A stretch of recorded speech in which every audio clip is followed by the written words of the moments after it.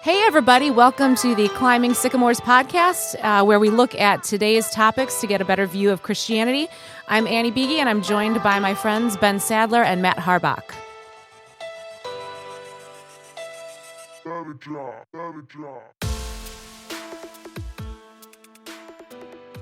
I think one of the things I've been thinking about for many years, there was an article, again, something that Timothy Keller wrote. I don't know if you've ever seen it, but it was Leadership and Church Size Dynamics.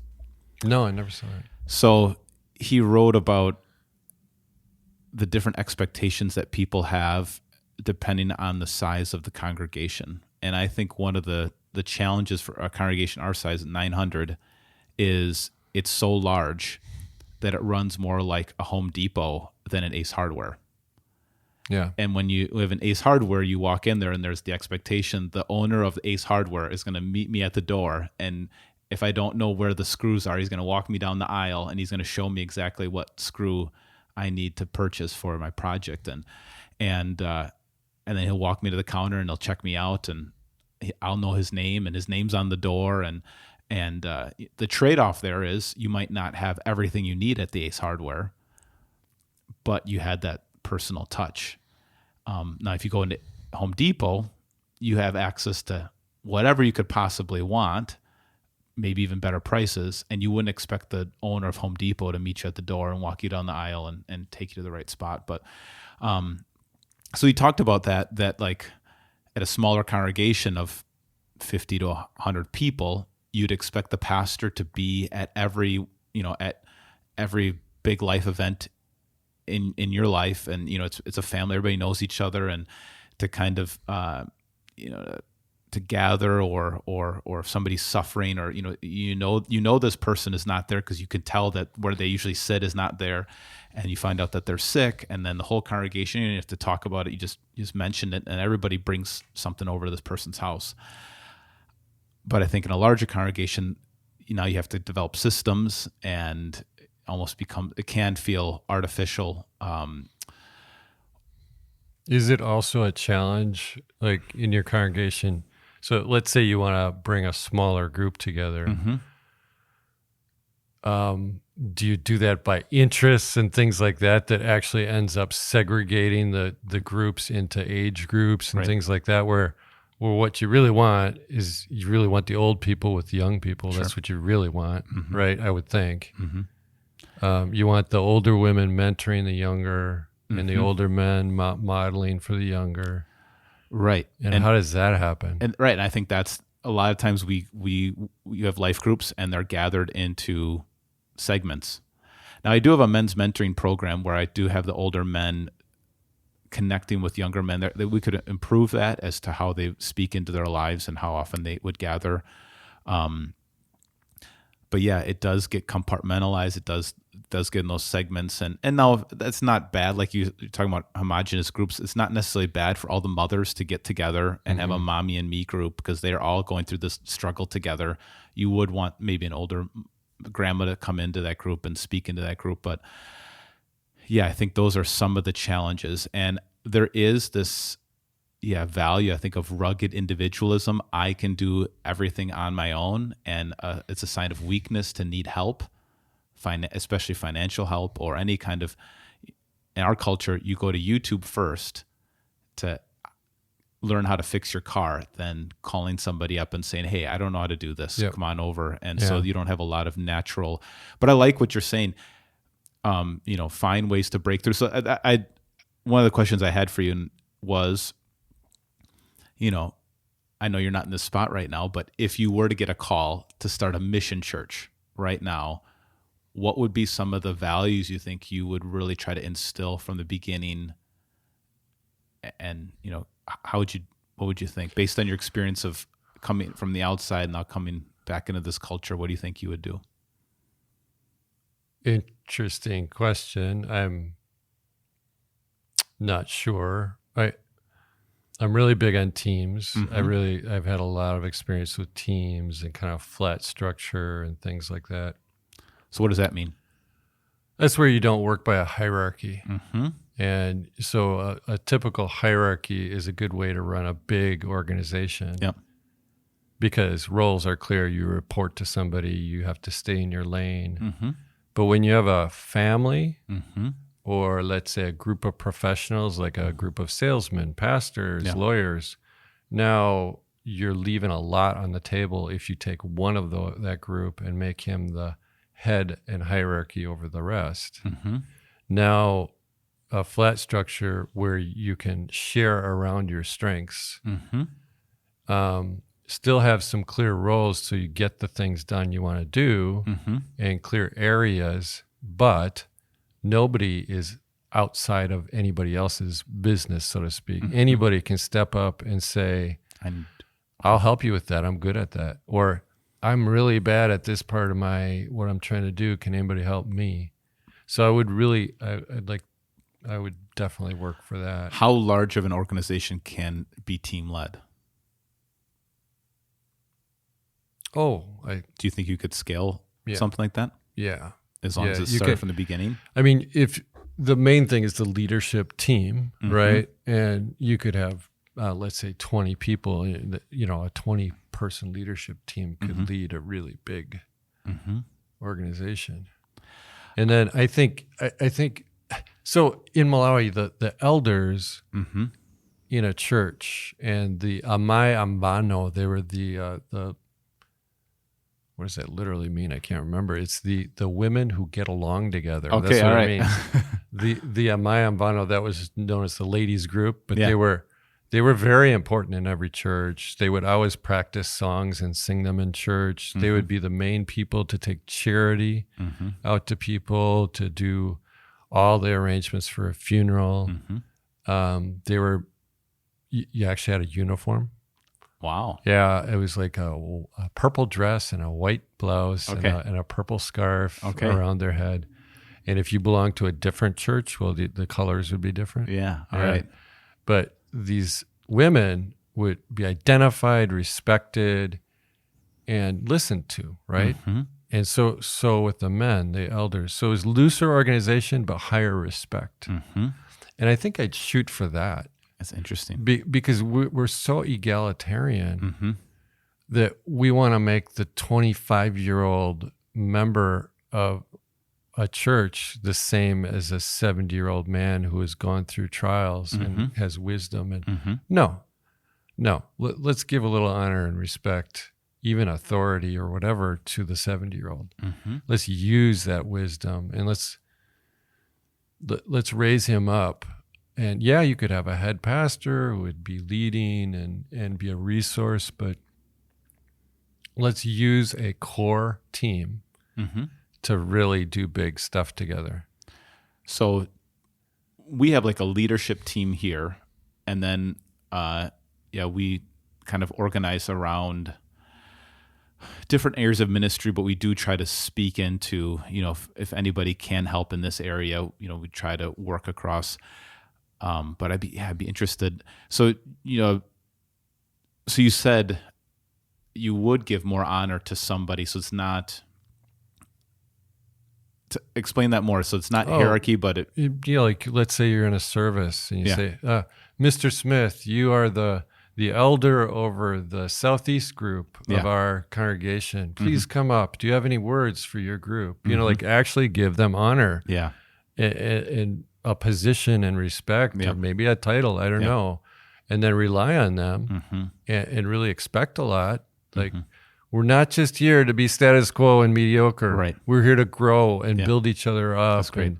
And every year get better and better at loving each other.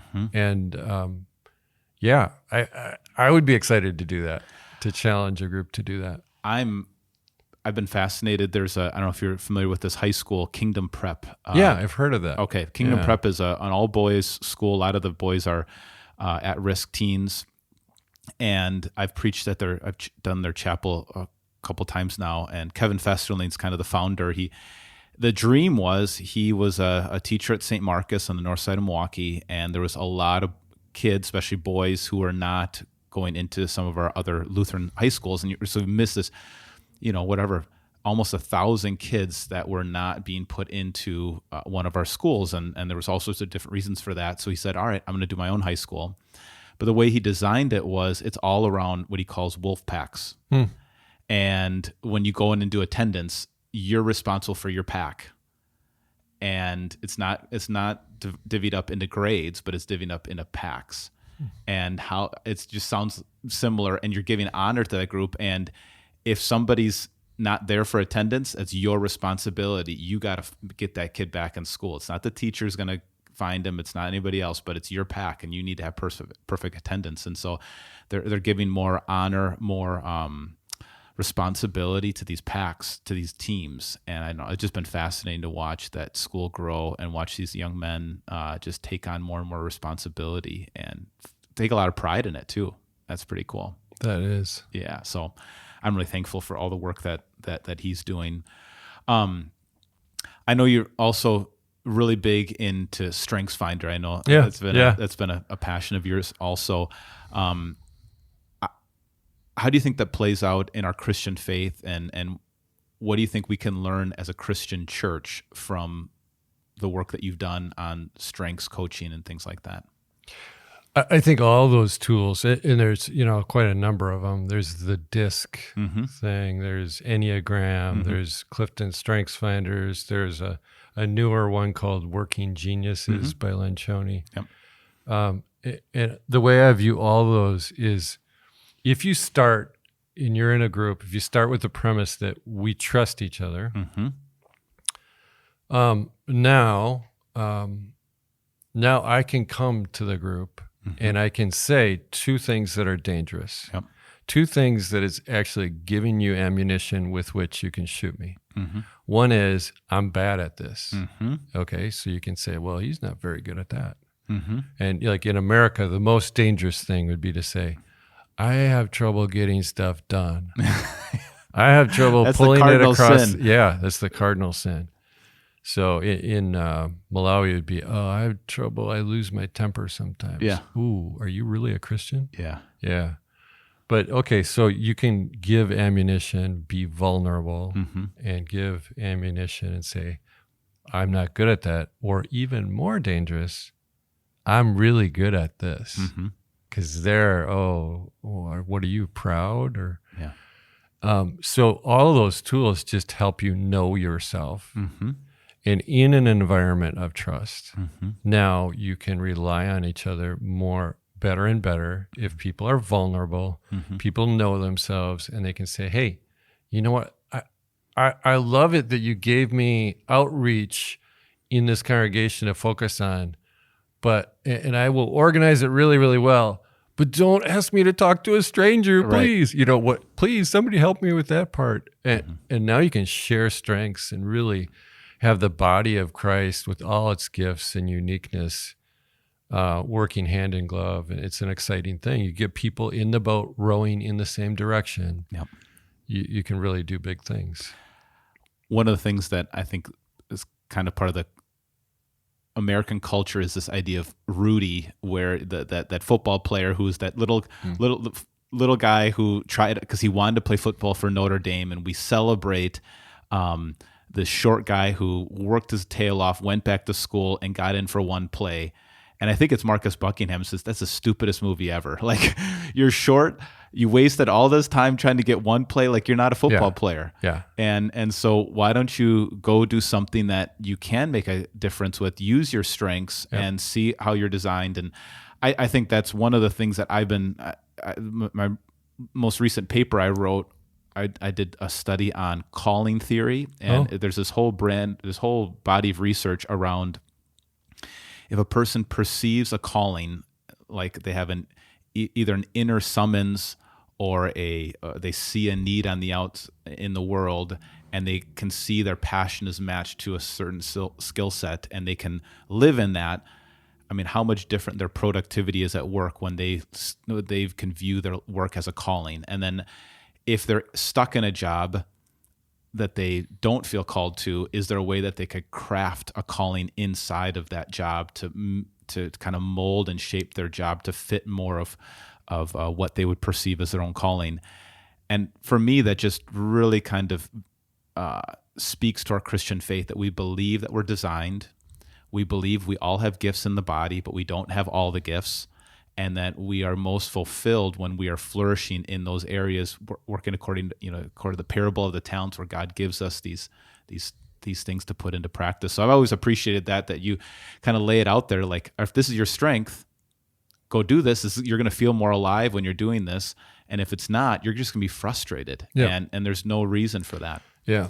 There's a maxim in business that I really like that kind of fits with what you're talking about is don't fit the person to the position, fit the position to the person. That's so, get quality people who have character around you, and then figure it out. Yep. Don't say, here's my perfect plan. Right. And here are all the organization and things. Now, who could fit this perfect thing? Yeah.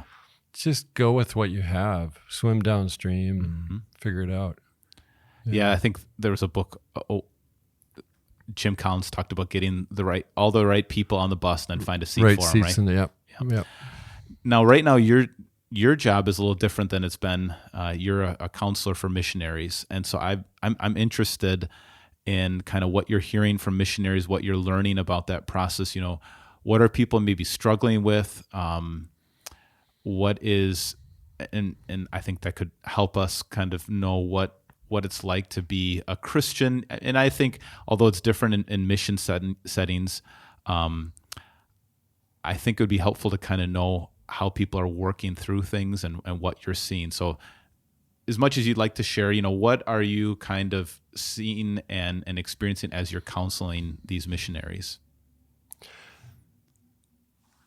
I guess if you put it in terms of like opportunities and challenges, if you take the opportunities first, the things that Christians who believe the Bible have are so powerful and so universal, and I've seen it all over the world. For example, what do you mean? Humility. Okay. And confidence. So if you really know that you are completely unworthy of God's grace, and yet He loves you, has honored you, and has given you power, you have deep humility and deep confidence at the same time. And that's something I've seen in Christian leaders everywhere. I see it in America, in Africa, in Asia, in India, in all the places that I've been. I see this very winsome, like it really attracts you to these people. People who are deeply humble and deeply confident in the Lord. Yeah. And so you have that as an opportunity wherever you are in people. And then you have if you really read the Bible and take it as it is, just plain communication, like it said it means it. And I don't mean taking figurative speech literally, but just taking it as the real word of God. Then you come to other conclusions like, wow, the eureka of grace. I'm so unworthy, and yet He saved me and He loves me. And but what do I have to do? But nothing. But Sabbath, I love that picture in the Old Testament. The one big rule that God in the Old Testament is going to hold up in front of every person. And if you don't do this, you are really in trouble and be thrown out of the tribe is rest. Yeah, that's great. And that's such a great picture of grace. This is what we have. Doesn't make sense. And that, again, is such an attraction. Like, you just put that out there and people really come to that. And they're deeply affected. Their whole life is changed by that. So you have that sort of opportunity universally across the world. And the closer you are to just taking the Bible as it really is, the purer you get that light. So I think we have that. And then the big challenge is just cultural. It's our values and knowing ourselves. And what it feels like when you're really grappling with cross-cultural things? It feels like you're giving up on your morality. It almost feels like that. So how hard is that? Yeah. That is really, really hard. Because another way to say values is to say righteousness, right? So you have one sense of righteousness. I have another sense of righteousness. And my sense of righteousness tells me that if there's enough money sitting in this drawer right in front of me and my uncle is dying of cancer, I will certainly prioritize giving him that money over balancing the books of my business or whatever it is. Mm-hmm. You see how the clashes come up. Yeah. So I would think the that's hardest, hardest thing would be then, what does it look like to be a Christian in this culture? And what are the things you have to give up? What are these values that are your cultural values that are not necessarily Christian values? And what are the values that Christian can speak into that makes your values even stronger? That would be a hard thing. Love and not being judgmental. That's the big humility and not being judgmental and not categorizing things quickly. I love this question. What's happening here? You just pause. Like you see something that has offended you, or you see something that doesn't match your values. Your immediate reaction is, that's wrong. What's up with this? Just stop and say, what's happening here? What's happening in my heart? Yeah. Why am I so upset by this traffic, in this foreign city? Yeah. Well, why is that bothering me so much? Nobody's getting killed. Right. What's happening here? And then That's a great question. Yeah, just pause, not be judgmental. And I think the more we can do that in this society in America, the better off we're going to be, and the less insular, and the more we can come alongside each other, and the more people will want us to come alongside each other. Because the thing we don't want is we're this kind of people. Yep. If you want to come in here, you have to be this kind of a person. Yeah, that's a killer. I really appreciate what you said about just reading the Bible as it is. I think that's been part of my journey with my faith, is disentangling assumptions I've made. I'm so thankful for the reformers, and Martin Luther is the founder of our church, and but some of his struggles were his struggles, and I feel like sometimes we project what this great founding pastor saw in Scripture as he saw everything all the time, and then we kind of narrow our understanding of Scriptures to just Romans chapter 3. And so to be able to read all of Scripture plainly, and what does it say? There was a pastor in the western Wisconsin area, and he was a prolific pastor. And it struck me that back in the 1970s, he was kind of cutting edge, and he preached these powerful sermons that everybody kind of got behind him. And I remember reading one of his books, and I thought, wow, for the 1970s, this guy is forward thinking. He's way ahead of his time on so many different ideas and how he looks at Scripture and people and everything. And because he was so powerful and people got behind him, the congregation froze when he left. And they still use the same hymnal. They still use the same, or at least they did when I was over there. Well, that pastor didn't do it that way. And so they've seen their whole Christian experience through him. And as great as he was, there was nothing, if he didn't preach on it, it wasn't in the Bible. If he didn't say it, it wasn't in the Bible. If he didn't, and I think that can be a challenge, is if you get so connected to a certain pastor or a certain time period or a certain something, you don't read the Scriptures plainly and openly. And to be able to just read through the whole Bible every year and take it as it is and be open to new surprises, and it's going to be true. You're going to find something that's going to hit you in a different way. And I don't know, just the way you talked about that made me think of some of those experiences. I don't know, what do you think? Yeah, it makes me think of the Ian McGilchrist and the right and left hemisphere of the brain. Okay. Have you heard of this stuff? I've heard of some things. Yeah, I'm fascinated by it. I really want to delve into this. It's my new thing I want to jump into. Jordan Peterson did a huge podcast with Ian McGilchrist about the hemispheres, but the right brain doesn't categorize. It's more synthetic. So that brings things together. It's metaphoric. Like you can tell a fable that will have so much meaning in it. And it brings so much truth together, or even a picture or a painting or whatever it is. That's right side of the brain. Left side of the brain is categorical. It wants to label, simplify, oversimplify, have black and white. Good and bad. And we are so left side of the brain in America. We are so, and our approach to the Bible even can be that way. What does it say? Tell me the answer. Right. Instead of well, it can be both and in a lot of things. And I don't mean that we're, fudging or whatever on the truth, that there could be absolute truth. It's just that that absolute truth is so complex and beautiful that you can't possibly sum it up in some words always. So I like that idea. That's really interesting. I heard one person talk about biblical interpretation. They were talking about the story of Gideon. And if you just zero in on this story, and it's kind of a strange story where he takes this fleece and he wants God to tell him what to do the next day. And so he takes this fleece out and he says, God, if the fleece is wet and the grass is dry, I'll do this. And then it is. But he's still not sure about it. And so then the next day says, if the grass is dry or grass is wet, but the fleece is dry, then give me this sign.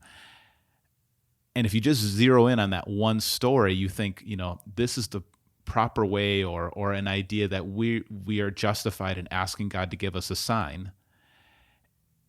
And, that you're trying to put in a category. What does this mean? What does this say? But if you would expand your vision of that story, you see that the whole story is kind of telling you Gideon is weak in his faith, and he just can't just follow what God has to say. And you back up and you read the story in its context, that it's more about a guy that God's going to get his work done despite how this guy won't just follow what God is. He wants more and more facts. So I don't know. Yeah, I think we want to pick apart a story or pick apart and get so granular sometimes and put things in categories you can't appreciate the overarching account of the scriptures. One of the things in world missions that we're kind of following is multiplication. Okay, so it can be understood different ways. Like you find a really great evangelist or something like that, and he multiplies churches, and he has granddaughter churches, and so on. And so you're shooting to find the multiplier. Another take on it reminds me of that pastor you were talking about in western Wisconsin in the 70s. So the way I look at it is like, you never want a cul-de-sac. I'm not just going to teach. I'm going to have somebody who I can mentor to teach. Yeah. I'm not just going to visit. I'm going to have people with me. Yep. And that idea of continually mentoring, so you're always bringing somebody up. You're a multiplier instead of a diminisher. There's actually a business book called Multipliers. It's not even, has nothing to do with Christian missiology or anything. Right. It's just a business book. I forget the author. But that's the big point of that book, is build each other up. Is that Pink? No, okay. No, it's a woman. Okay. I can't remember her name. I think I've listened to that book years ago. Yeah.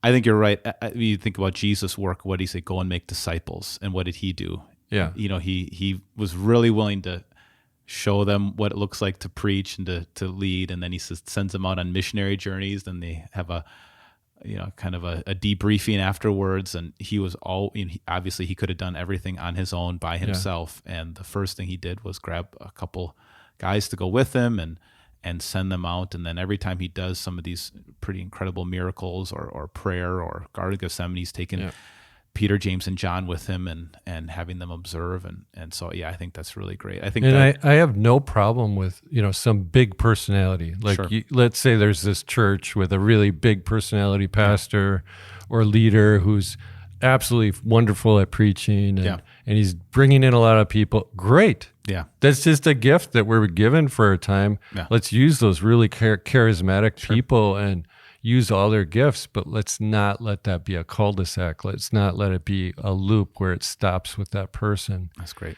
Just keep on finding everybody's special gifts because everybody's got amazing gifts.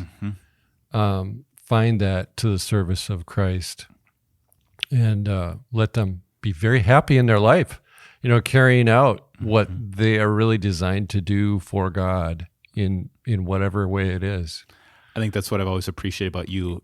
Whenever I see you with anybody, you always seem to be fascinated with everybody in the room, and you want to know what their gifts are, and you want them to go use all their gifts, and you want them to find the right place to use them. Oh, well, I wouldn't have recognized that in myself, but if you saw it in me, I'm happy to hear it. Yeah, I mean, I think you always want to know what are their names, and if you talk to them long enough, you'll probably ask them what their top 5 strengths are. Oh, for sure.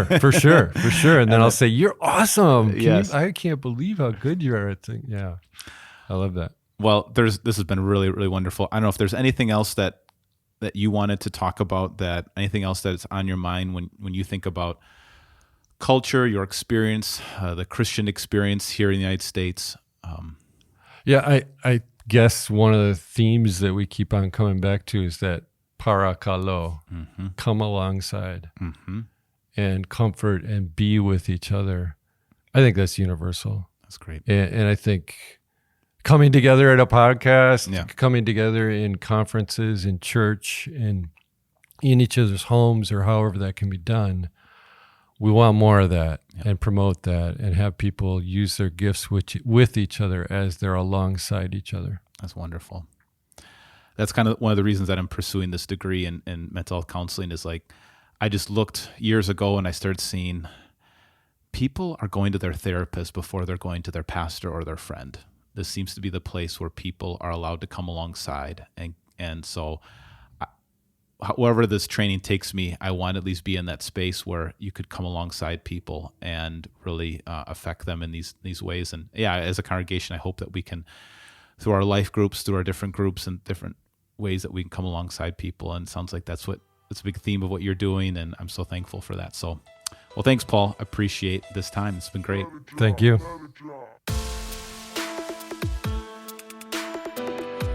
If you'd like to get a hold of us here at the Climbing Sycamores podcast, feel free to email bsadler@victoryofthelamb.com.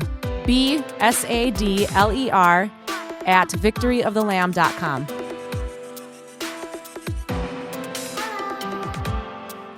If you like today's intro music, it's been brought to you by Andrew Lynch's song, My Name, Hello.